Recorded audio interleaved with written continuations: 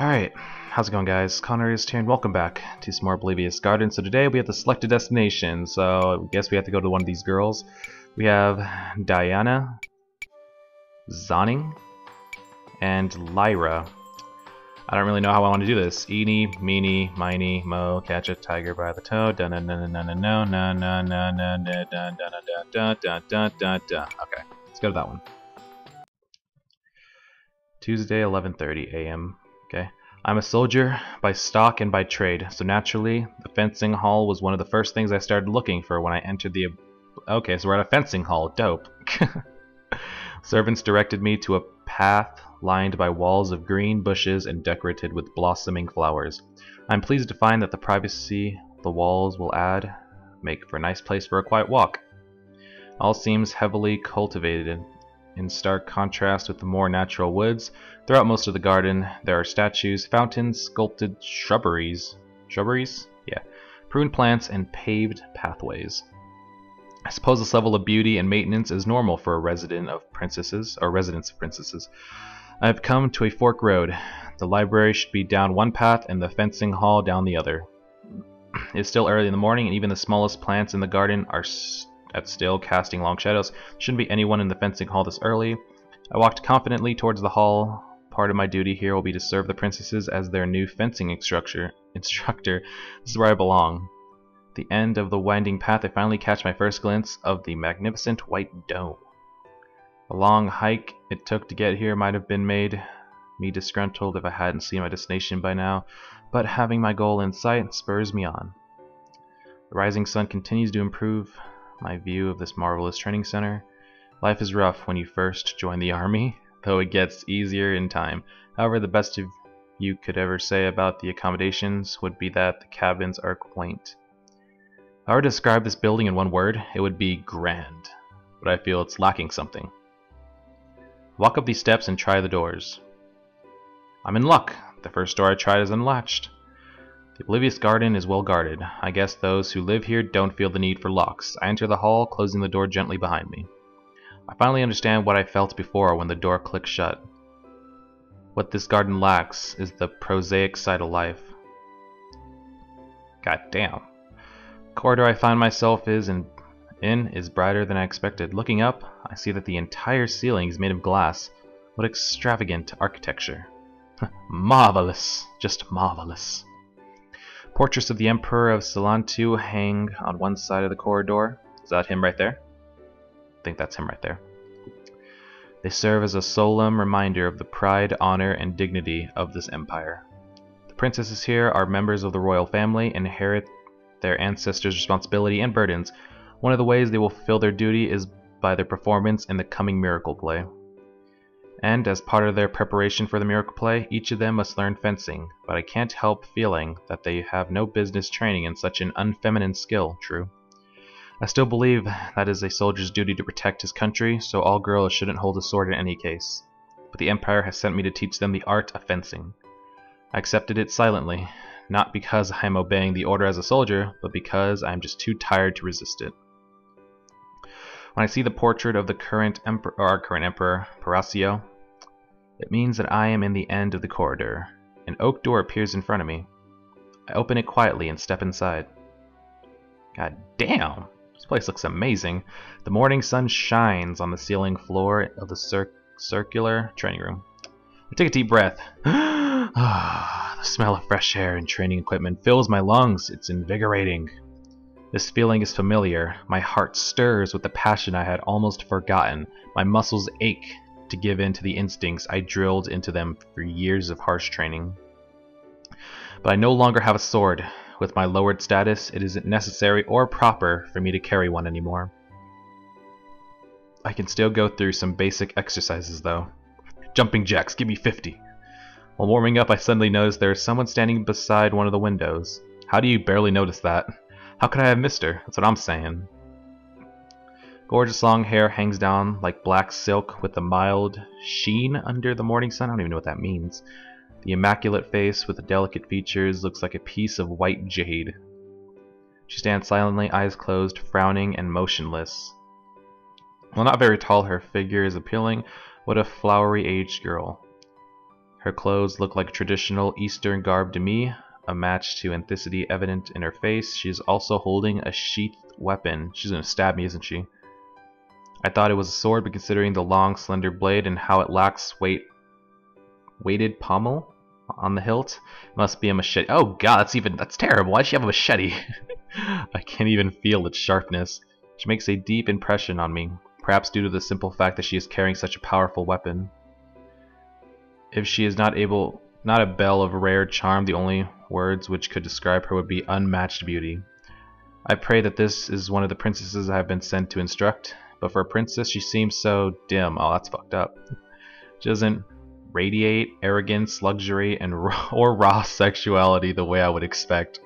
She blends into her surroundings so well that it took me a while to notice she was even there.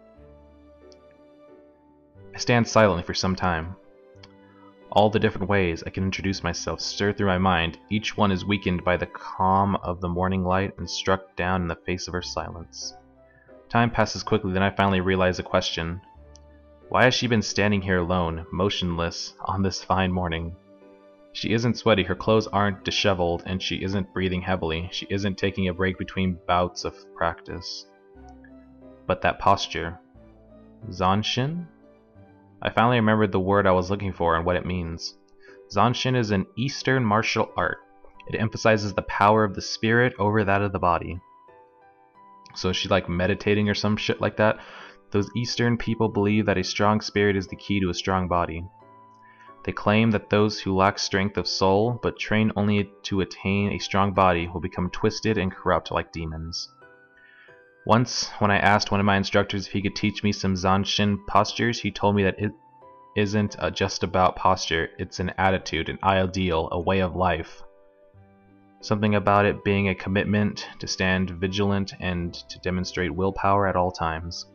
Their beliefs sounded difficult to hold, and their techniques look almost impossible to master.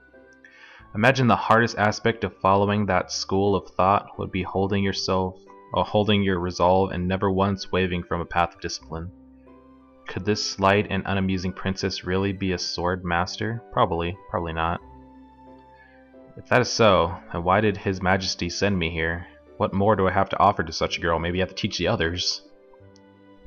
Although I'm confused by what I'm supposed to teach her, I'm eager as well. I've never had a chance to meet a practitioner of this style of combat before. I'm still trying to remember anything I can about Zanshin when suddenly, the girl opens her eyes. She looks at me. I look at her. Her eyes are purple. That's actually pretty dope. Color of nobility. They radiate serenity and sincerity. Girl. Me. Oh, she's closer now. God damn. Time goes by as we stare silently into each other's eyes. This seems pretty awkward. With the start, I remember I may be in the presence of royalty. My actions thus far have been uncouth. I immediately bow my head and introduce myself in a clear voice. My name is Aurel Reese. On the orders of His Majesty, Parasio the Great, I have come to serve as the princess's fencing instructor. Please excuse me if I have interrupted your practice. As she listens to my words, the girl frowns, deepens, and she closes her eyes once again. Wow, I did interrupt her, okay. I begin to formulate a more thorough apology, but my thoughts are interrupted before I can get out. She opens her eyes again, her face gives away no emotion as she whispers to me, I'm gonna kill you. Aurel Reese. She repeats my name back to me. Maybe she knows who I am, the person who fucked up the last battle and got banished and shit. There is recognition in her eyes, of course. A real princess would know who I am from the servants. She looks at me in the eyes as she continues speaking. Guardian of the Empire. That was the one who brings victory. Not the last battle. My heart begins to ache as she recites the different names and titles I've borne.